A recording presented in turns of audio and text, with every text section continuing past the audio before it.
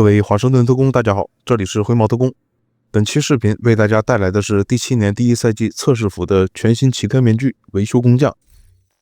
这个新推出的奇特面具可谓是大大增加了全境2的可玩性，也为配装带来了无尽可能。该面具的灵感来自于1代的阿尔法乔。首先，该面具的属性为红核心双爆，所以应该会比较适合双爆配装。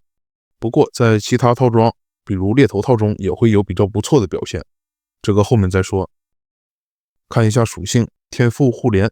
若你的主要武器与次要武器并非奇特或居民武器，且两者类型相同，次要武器的天赋就能套用至主要武器，不适用于需要切换武器的天赋。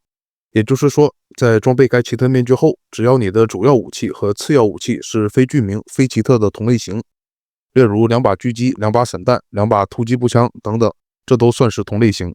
之后，你的次要武器的天赋就能套用至主要武器上。只要符合上述条件，你的主要武器就将会是双天赋。阿尔法乔强力回归了，属于是。这里我使用了2把突击步枪作为演示，其中主武器警用 M4， 天赋我使用的是杀手，暴击击杀获得 70% 暴击伤害。次要武器为了方便演示，这里就选择一个维护保存。当然，你也可以选用其他的增上天赋，用来进一步增加伤害。我们来到靶场，现在就可以看到，在天赋状态栏威吓图标的右边就是该面具的图标，如成功触发双天赋显示为橙色，若未触发双天赋则显示为红色。然后我们把护甲去掉，为了避免误差，还是把背包换一下。可以看到，现在裸枪伤害为28万，打掉靶子，同时触发次要武器的维护保存，开始恢复装甲。从第2个靶开始，伤害变为38万，这也就意味着成功触发了我们主要武器的杀手天赋。所以我们现在的警用 M4 也就是同时带有了杀手和维护保存2个天赋，还是非常强力的。在昨天测试服的测试中，我也是配出了一套双天赋猎头喷。然后在测试中，我也是发现该面具其实是存在 bug 的。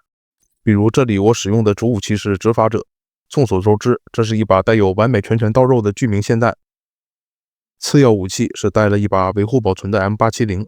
经实测，该面具的天赋在执法者这把居民武器下也是适用的。我们直接进入实战来看一下。这里击杀第1名敌人，成功触发维护保存；击杀第2名，直接补满子弹，成功触发完美拳拳到肉，成功触发双天赋。顺便说一下，现在大家可以看到，在敌人的头上会出现三角形、方形、圆形的图标，这也就是新赛季修改器对应的机制。敌人的3种图标颜色也分别对应特工状态栏左边的3种颜色，也就是活体电。当每次击杀头上带有标记的敌人，都会强化特工们的对应属性，但相对的，头上带有该图标的敌人也会获得相应属性加强。我觉得其中对我游玩影响体验最大的还是头上带有圆形的装甲加成敌人，这种敌人是真的肉，尤其是在组队的情况下，伤害不够的话根本是打不动的。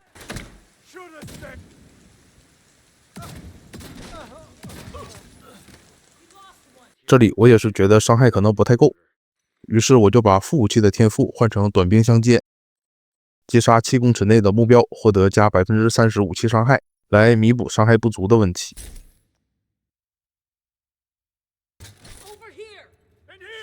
可以看到，我们现在就是同时触发了完美拳拳到肉和短兵相接，伤害也是获得了显著提高，单颗弹丸伤害直接来到了300多万。现在就可以在新版本中继续体验一枪一个的快感了。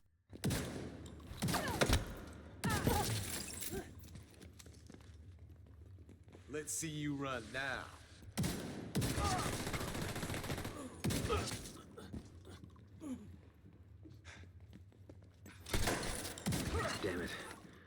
或者如果你不喜欢短兵相接的近距离增伤限制，也可以使用弹丸风暴的天赋，对站位更远一些的敌人也可以带来较高伤害。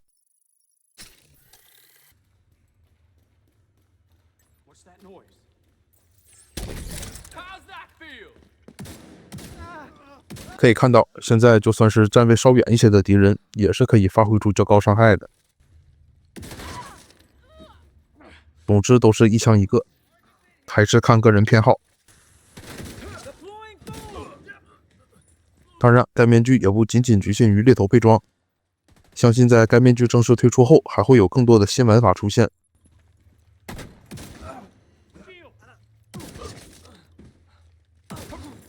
顺便提一句，距离该面具上线正式服还有很长很长的时间，预计可能将要等到第7年第一赛季末的猎捕高潮任务中才能获取到。